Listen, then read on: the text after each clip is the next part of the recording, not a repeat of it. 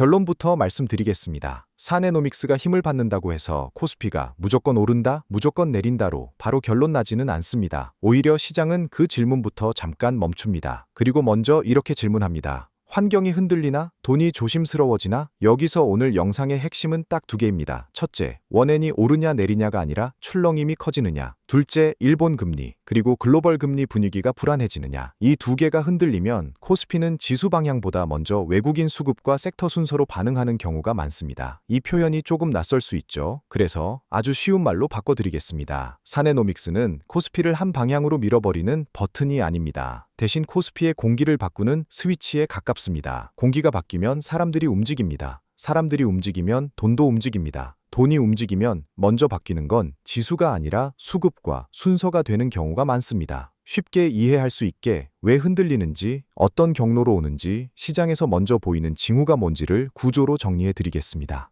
먼저, 왜 지금 사네노믹스가 다시 커졌느냐부터 짧게 가겠습니다.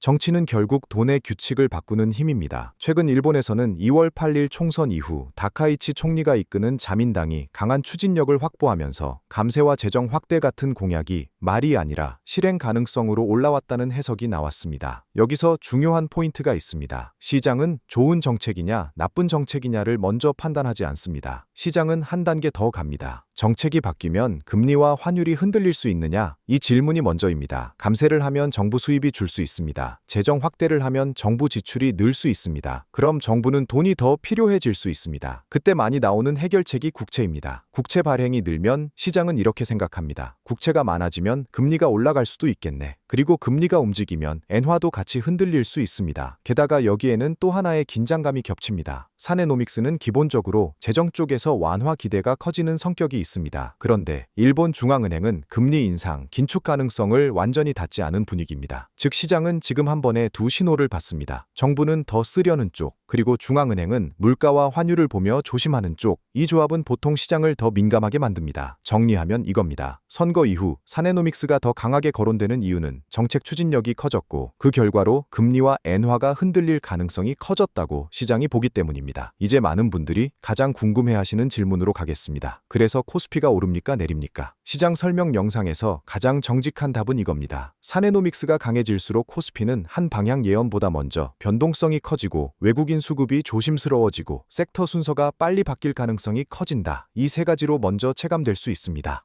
여기서 섹터 순서가 바뀐다는 말이 어렵게 느껴지실 수 있습니다. 아주 쉽게 풀겠습니다. 평소에는 시장에서 인기 있는 업종이 있고 덜 인기 있는 업종이 있습니다. 그런데 환경이 흔들리면 투자자들이 순서를 바꿉니다. 오늘은 이쪽이 무섭다. 그럼 저쪽으로 잠깐 피하자. 이게 순서 변화입니다. 지수는 크게 안 빠져도 체감은 꽤 다르게 느껴질 수 있습니다.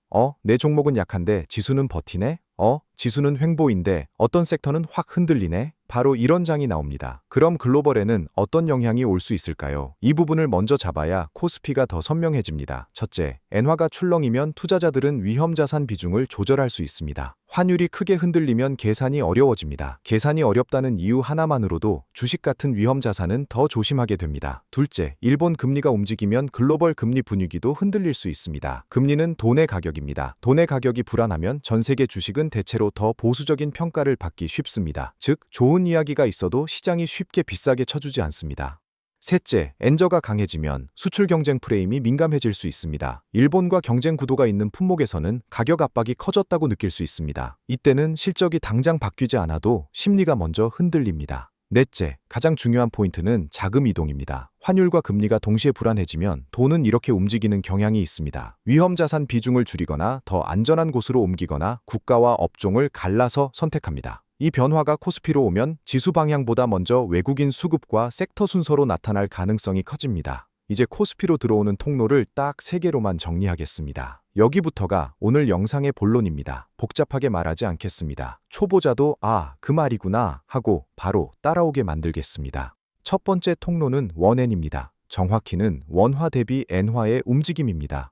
여기서 핵심은 오르냐 내리냐가 아닙니다. 출렁김이 커지는 게 더 중요할 때가 많습니다. 환율이 조용하면 기업도 계산이 되고 투자자도 계산이 됩니다. 그런데 원엔이 갑자기 크게 흔들리면 시장은 이렇게 느낍니다. 계산이 어렵다. 시장은 계산을 싫어합니다. 계산이 어려우면 먼저 민감한 섹터부터 몸을 사립니다. 특히 일본과 경쟁 구도가 자주 언급되는 수출 섹터는 심리가 먼저 흔들릴 수 있습니다. 예시로 가장 직관적인 곳이 자동차처럼 경쟁 프레임이 바로 붙는 영역입니다. 여기서 포인트는 간단합니다. 원엔 출렁임이 커질수록 경쟁 프레임이 붙는 섹터가 먼저 반응할 수 있다. 이걸 기억하시면 됩니다.